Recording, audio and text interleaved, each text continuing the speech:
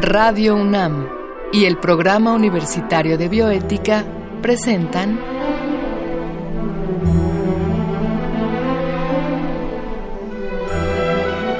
El Árbol de las Ideas. Arte, ciencia y filosofía para la vida. Con Paulina Rivero Weber.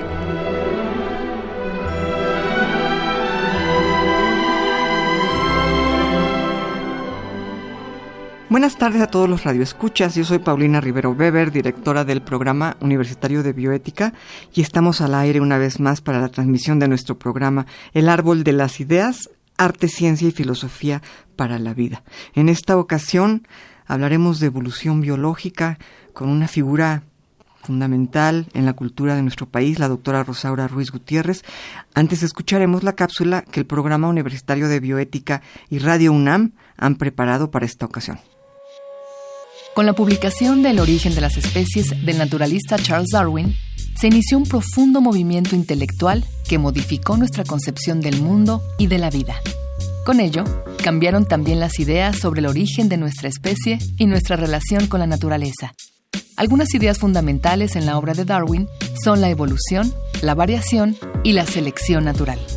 La evolución es la transformación continua de las especies que ha ocurrido desde hace aproximadamente 3.800 millones de años. Todas las especies que han existido sobre nuestro planeta son producto de la evolución. La variación, por otro lado, se refiere a las diferencias que se heredan de padres a hijos. Las variaciones que surgen sin ninguna relación adaptativa con el ambiente son fundamentales para los procesos evolutivos. Conforme a Darwin, sin variación no habría selección natural, y sin selección natural no habría evolución. Estas ideas han tenido un impacto considerable en casi todas las áreas del conocimiento. La lista es larga: biología, filosofía, ética, medicina, agricultura, política y sociología son solo algunas de ellas. En la biología, no existe ningún campo que no sea comprendido desde una perspectiva evolutiva. Como escribiera el famoso biólogo ruso Teodosius Dovzhansky, nada en biología tiene sentido si no es a la luz de la evolución. En la medicina, la evolución arrojó mucha luz sobre el comportamiento de los agentes patógenos que causan las enfermedades. Gracias a ello, ha sido posible entender la resistencia que producen algunos antibióticos para mejorar el diseño de los medicamentos. En la psicología y la ética, hubo también grandes avances. Las ideas de la evolución explicaron fenómenos que por mucho tiempo habían sido relacionados ambiguamente con el alma. En la filosofía, el impacto del darwinismo ha sido tal que hoy se habla incluso de ética evolutiva. Esta describe y explica por qué somos o por qué nos comportamos de una manera y no de otra. De la teoría de la evolución se deriva también el siguiente argumento: si todos los seres humanos tenemos un mismo ancestro, entonces todos tenemos la misma naturaleza, los mismos derechos y las mismas libertades. Este argumento se ha extendido a las discusiones bioéticas relacionadas con el mundo de los primates y los mamíferos. Porque si asumimos que los primates y los seres humanos tienen un origen común, ¿no serían entonces los primates personas no humanas? Como les decía, se encuentra con nosotros la doctora Rosaura Ruiz, eminente investigadora, bióloga, doctora en ciencias de la UNAM. Fue directora de la Facultad de Ciencias del 2010 al 2017 y es la experta número 1 en historia de la filosofía y de la biología, en evolución biológica, en darwinismo, entre muchos otros apasionantes temas. Rosaura, gracias por estar con nosotros. Hola Paulina, gracias por invitarme. Te agradezco mucho que hayas aceptado.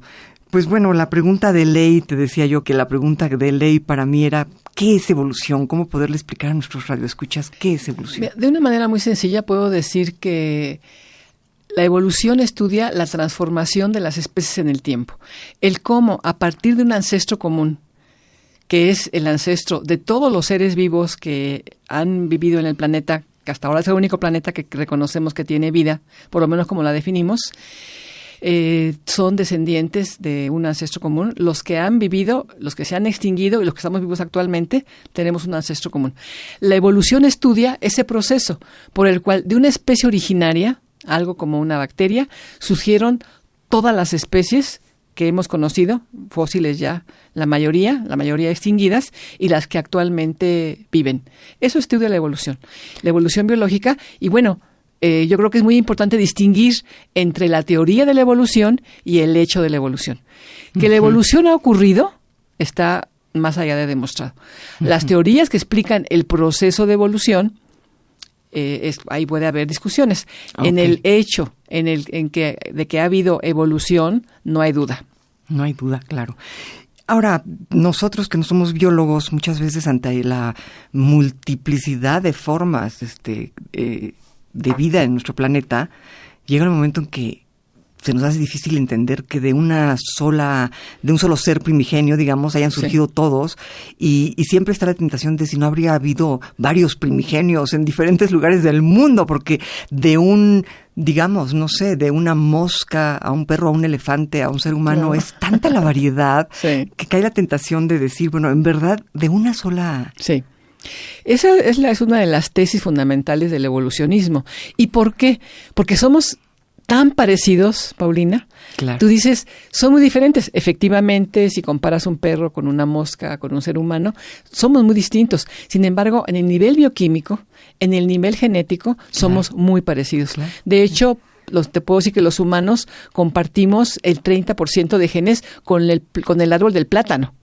Con el árbol del plátano. Exactamente, o sea, 30% de genes. Ahora, todo el mundo sabe esta información con los chimpancés, que son nuestro pariente más cercano. No son nuestro ancestro, son un pariente. Tenemos ancestros comunes con el chimpancé, tenemos 99% de similitud genética. Entonces, somos muy parecidos en lo genético, en lo fisiológico, en las formas en las que capturamos el oxígeno, etcétera, ¿no? Sí, tal vez con los grandes simios es como más claro para todos. Sí. Somos tan parecidos. Pero esto que me dices de compartir el 30% de genes nuestra genética con una planta. Con el árbol del plátano es... Sí. Por ejemplo, pero con todos los vegetales, en general con los vegetales. Tenemos genes comunes con los vegetales, por supuesto, y claro, con los mamíferos, pues somos mucho más cercanos. Todos los mamíferos descendemos de un ancestro común, de un insectívoro, se supone, que dio origen a todos los grupos de mamíferos, que son amplísimos, ¿no? Claro. Ahora, tú eres conocida y reconocida como una gran darwinista, y ¿por qué Darwin?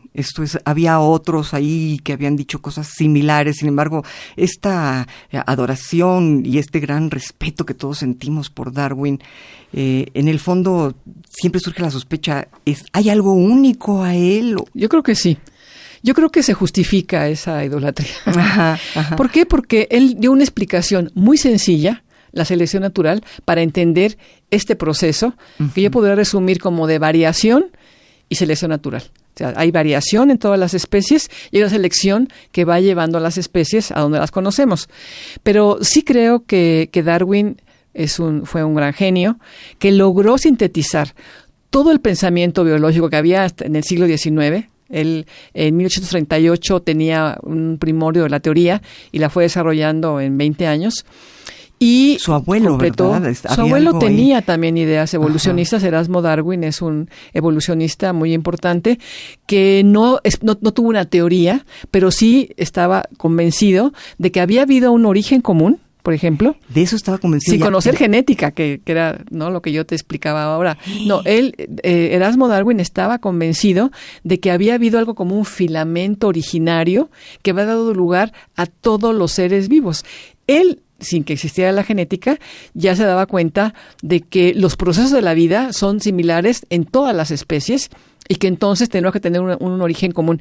Y sobre todo, personas como Erasmo Darwin, como Lamarck, que es otro importantísimo biólogo, igual que Darwin, o Wallace, ellos pensaron en que no se requerían explicaciones sobrenaturales. Creo que esa es una de las claves importantes. Claro. Antes de ellos, siempre ha habido en la historia quienes plantean que no se requiere de explicar que hay una creación de organismos, pero ellos dieron ya la pauta para las ideas modernas de evolución.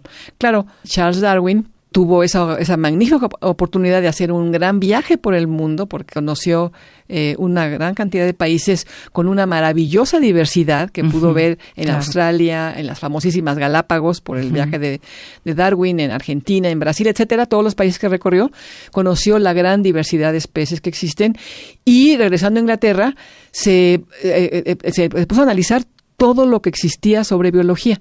Y lo que me parece muy impresionante, y que por lo que yo creo que se le reconoce, por haber dado una explicación muy sencilla de un fenómeno tan complejo como es la transformación de una especie en otras, y de una sola especie dar origen a todas las que conocemos ahora, ¿no? Claro, claro. Sí, es un poco difícil para quienes no somos biólogos.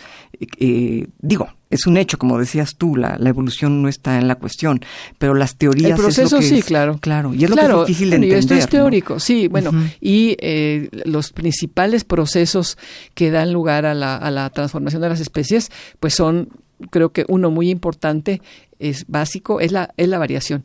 No hay dos organismos idénticos en ninguna especie. Claro. No hay. Además de la diversidad de especies, dentro de la especie hay una gran variabilidad.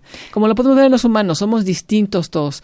Y es importante decirlo, incluso los gemelos que llamamos idénticos no son idénticos, porque ya ellos desde que nacen empiezan a tener mutaciones distintas que los van haciendo, a lo mejor alguno alérgico a alguna cosa, al otro no, en el carácter por la cuestión social que es fundamental en la evolución humana, van teniendo diferencias, ¿no? Y en este sentido, la teoría de la evolución, al menos la teoría darwinista, sí aceptaría la influencia del medio en la evolución. Sí, por supuesto.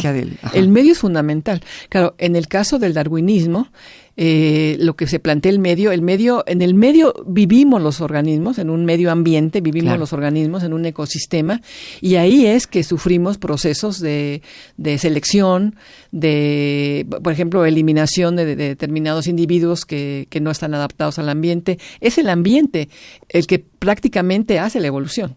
O sea, los organismos, por ejemplo, que depredan, que eliminan a presas, que se comen a presas, están haciendo un papel en la evolución. Claro. Pero en la evolución tiene que ver todas las relaciones bióticas, o sea, todas las relaciones biológicas, el parasitismo, la competencia, la depredación, etcétera, son fundamentales para entender la evolución. Pero también los factores físicos. También la temperatura, la cantidad de luz solar, el agua, la humedad, la sal, ¿me entiendes?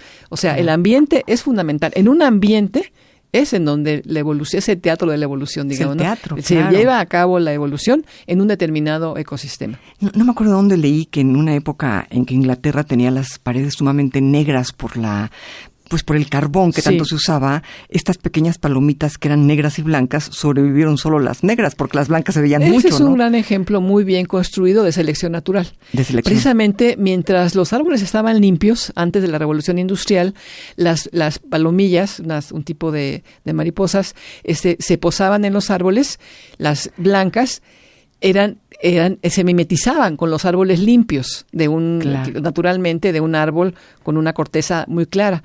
Entonces se paran ahí y no las ven los depredadores, particularmente aves que se las comen. Y en cambio, en ese momento de árbol limpio, de ambiente limpio, no contaminado, las mariposas oscuras, las palomillas oscuras, son vistas inmediatamente por los depredadores y se las comen. Claro. Y entonces la proporción de genes es mucho mayor en la proporción de genes que dan ese color blanco que las que dan el color negro. Claro. Entonces, las negras tienden a la extinción y la mayoría son blancas.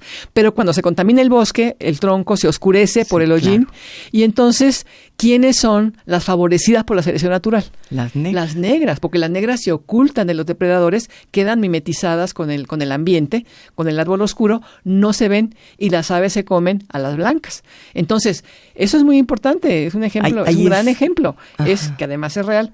Las mariposas blancas fueron las favorecidas por la selección en un ambiente limpio. Pero cuando el ambiente está contaminado, las favorecidas son las negras. Claro. Eso siempre ocurre en la naturaleza. Por eso Darwin decía que la selección natural trabaja cada instante en los organismos. Está trabajando y está los depredadores, los competidores, la temperatura. Hay especies que son muy sensibles a la temperatura, entonces si sube a lo mejor no la aguantan, no se pueden reproducir, etcétera. Claro. O se las comen los depredadores, ¿no? Claro. Pues, Rosaura, vamos a una breve cápsula y regresamos con nuestro público. En 1858, Darwin y Wallace presentaron su trabajo ante la Sociedad Linneana de Londres, La teoría de la evolución por selección natural. En ella, proponían que las especies que habitan este planeta descienden de ancestros mucho más simples, ahora extintos. Este acto, simple en apariencia, revolucionó nuestra concepción del mundo. Sin embargo, esta idea ya había sido sopesada por otros pensadores en distintas partes del globo. En la Grecia antigua, Heráclito de Éfeso, por ejemplo, fundó su pensamiento sobre la siguiente máxima: en los mismos ríos entramos y no entramos, estamos y no estamos. Para Heráclito, el río era una metáfora de la vida que permanece y cambia. Es decir, su cauce puede ser siempre el mismo, pero el agua lo renueva al fluir. Desde su punto de vista, los cambios o alteraciones eran el resultado de una guerra de opuestos, guiada por un oculto orden racional.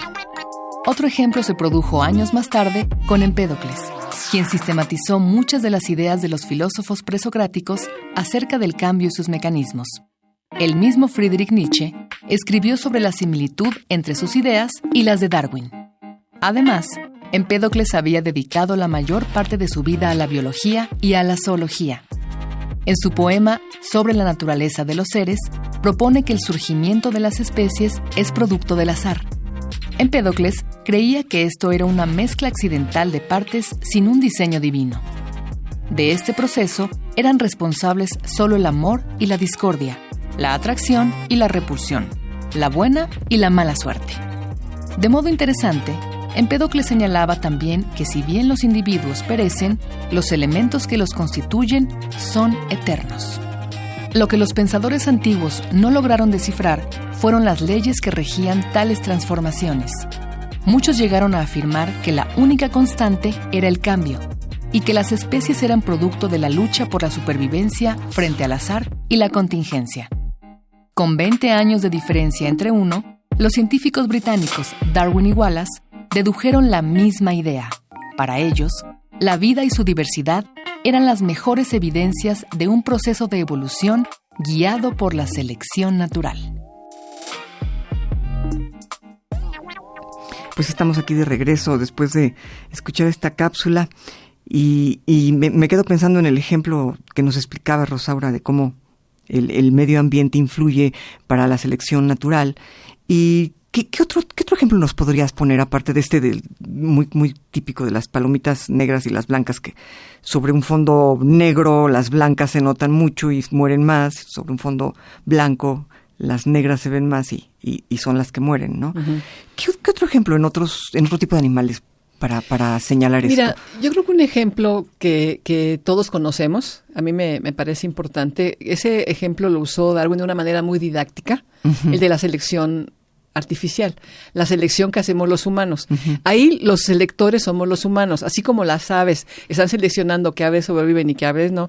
Nosotros hemos producido una gran cantidad de variedades de razas de perros, por ejemplo. De perros. Date cuenta cómo de un lobo, que es el ancestro de de ahí un lobo domesticado es el que ha dado lugar a todas las variedades o las razas de perros. Ven nada más las grandes diferencias que a ti te impresionaban mucho, pero ve por ejemplo, un perro chihuahueño y un doberman o algo así, ¿no? Cuesta o los trabajo pitbull creerlo, no es verdad. Pues sí, y cómo se fue seleccionando. En este caso el selector es el ser humano que ha domesticado a esos lobos y que los ha ido transformando gradualmente en muchísimo tiempo en diferentes razas de perros. O sea, la selección artificial, creo, es un gran ejemplo de la selección natural, que claro, aquí el selector es el ser humano, y así hemos producido razas de toros bravos para el toreo que tanto detestamos la gente que trabajamos en bioética, pero bueno, así se produjeron. O vacas que produzcan muchísima leche, porque conviene al ser humano. En este caso, el ejemplo falla en el sentido de que esto no le conviene a la especie que se está seleccionando, le conviene al humano. Claro. A los humanos queremos tener gallinas que pongan más huevos, que pongan Claro. 300 huevos al año, por ejemplo. Así una gallina así se le tiene en condiciones en las que pueda poner casi un huevo diario. O a las vacas que produzcan más leche. Pero es un fenómeno que a mí me permite explicar como un ejemplo que se llama selección artificial y que Darwin explicó que algo análogo aparece en la naturaleza. ¿Cuál es la diferencia? Que en la naturaleza lo que ocurre es que se favorece el bienestar de la especie, no de la especie humana, sino de la especie que está Claro. seleccionando la selección natural. Pero a mí sí creo que la gente que nos escucha ha tenido contacto con una gran cantidad de variedades de gatos o de Perros. o de aves, Claro. y que en las que ha habido una selección natural. Claro. Un ejemplo, por ejemplo, un caso en las aves es el canto. El canto en aves es importante en la selección sexual. Los machos, cuando cantan, en muchas especies, están avisando que tienen un territorio y que ningún otro macho puede llegar a ese territorio. Entonces, con ese canto están ahuyentando a los posibles competidores de una pareja sexual. Entonces, ese es otro caso muy importante de selección, la selección sexual. Y en este caso, las aves, los machos de muchas aves establecen un territorio y con su canto impiden que otros machos se acerquen. Y él ahí va a tratar de conquistar a una hembra, va a tratar de fecundarla para que tenga sus descendientes, ¿no? Claro. Y como bueno, algo como el canto, que nosotros lo interpretamos como algo tan romántico, melodioso, y es realmente un... más bien, en muchas especies es un aviso de que aquí entra alguno y no la va a platicar. un aviso de agresión. Bueno, sí, la selección sexual es otro ejemplo muy interesante de selección que permite también la evolución, y en este caso, por selección sexual, se producen características diferentes en hembras y machos, ¿no? Claro, claro. Bueno, y hablando de evolución, Rosaura, ¿tú cuál considerarías que es el impacto mayor de la evolución en general en las otras áreas que no son biología, y en particular en la bioética, ¿no? ¿Tú cómo verías esto? ¿Cuál es el gran impacto? Mira, me parece que el gran impacto de esa teoría de Darwin, que es la base de la teoría moderna de la evolución ha cambiado muchísimo. De Darwin para acá han pasado muchos años, hemos entendido mucho más de genética, aparece la biología molecular, entendemos el modelo de DNA, en fin, ha habido un avance impresionante en la ciencia, pero la base sigue vigente, la base de lo que planteó Darwin. Pero, ¿qué me parece que fue tan relevante de Darwin y lo que dices tú, por qué es tan famoso, tan reconocido, tan admirado? Pues porque de una explicación relativamente sencilla, simple, de un hecho muy complicado, muy complejo, que es la transformación de una especie en otra. Claro. Él explicó esto. Pero también algo que me parece muy importante de Darwin es que a partir de ese momento histórico de publicación del origen de las especies, 1859, se separa, y yo creo que para siempre y de manera definitiva, la ciencia de la religión. Claro. Y aunque también la ciencia de la filosofía, que eso a lo mejor no nos parece tan bueno, pero sí la religión queda, se le quita a la religión la explicación de cómo se originaron las especies, de cómo se originó el ser humano. Claro. No se requieren seres sobrenaturales que creen que hagan modelitos de maíz o de barro, sino una explicación de un fenómeno natural. Claro. Entonces, eso es muy relevante. ¿Y por qué? Porque aquí todavía las religiones, todas las religiones, tratan de explicar cómo apareció la especie humana y cómo aparecieron las demás especies. Y entonces esto es central para ellas. Claro. Y ahí entonces hay un punto de contacto con una teoría científica, que no ocurre con la relatividad, por ejemplo, ¿me entiendes? O sea, no ocurre con otras. Yo creo que solamente el Big Bang, que también es una explicación natural de cómo surge el universo, o los multiversos, o la teoría de la evolución, hay toques con las religiones. Ninguna religión va a estar explicando cómo es la célula o cómo es el DNA. Pero en cambio aquí sí. Y entonces yo creo que aquí el darwinismo y todo el desarrollo ulterior que ha tenido la teoría deja a un lado las religiones, yo creo que dándoles su espacio, lo que les toca, claro, porque es algo muy importante para los humanos sin duda, pero no las explicaciones científicas, Claro. ¿no? Pero Ahora, me preguntabas, y si quieres concluyo, la parte de la bioética. Claro. Sí. Mira, ¿por qué me parece importante? Porque entender que ha habido un proceso evolutivo, cómo ha sido, que no fuimos los escogidos, que no fuimos creados expresamente para adorar o para hacer algo especial por alguna deidad. Entonces, entendemos que todos somos producto de un proceso de más o menos 3.800 millones de años, que es lo que ha llevado a la naturaleza producir a todas las especies, incluidas las extinguidas, y producir a la nuestra. Y entonces nos queda claro que no somos los dueños de la naturaleza, somos uno más, que pudo o no haber surgido. Eso es muy importante. Las religiones siempre tuvo que haber surgido Homo sapiens, hombres y mujeres, tuvimos que haber surgido porque éramos los más importantes. Para la evolución, no, somos uno más y somos tan valiosos como los ejemplos que tú ponías de la mosca o del perro o de una ballena. Entonces, todos debemos compartir el planeta, es de todos, y el entender cómo funcionan los procesos vivos implica entender que dependemos del resto de especies, que dependemos de los vegetales porque nos dan alimento y porque nos dan oxígeno, y dependemos del plancton del mar y dependemos de todo. El que se trastoque el ambiente, el que haya extinción de especies es muy grave para la naturaleza y muy grave para el ser humano. Me parece que eso es fundamental en bioética, entender que somos producto de un proceso que tiene mucho de aleatorio, donde pudimos o no haber existido, y entonces el respeto al resto de seres vivos es fundamental. Claro, sí, el fin del antropocentrismo. Por eso cuando tú decías que también se separa un poco de la filosofía en ese momento, la ciencia, fíjate que yo creo que hay un aspecto en la biología que tiene que ver con el darwinismo y con el evolucionismo, sin el cual ya la filosofía no puede seguir filosofando.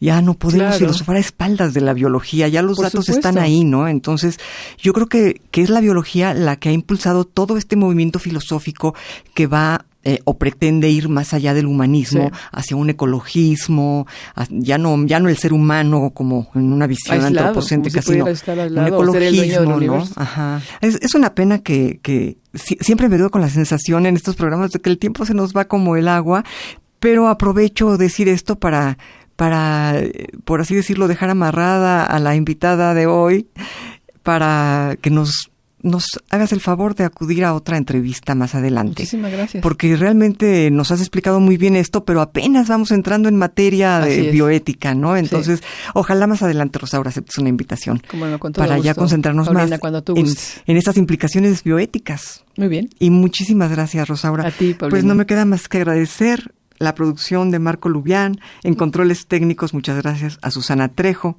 Escuchamos la voz de Gisela Ramírez en las cápsulas, cuyo guión esta ocasión ha sido de Ricardo Noguera, Andrea González y Janik Rojas. Se despide de ustedes una servidora, Paulina Rivero Weber.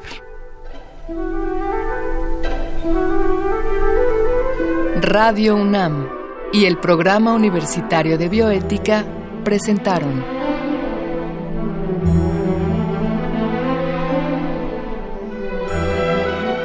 El Árbol de las Ideas. Arte, ciencia y filosofía para la vida. Con Paulina Rivero Weber.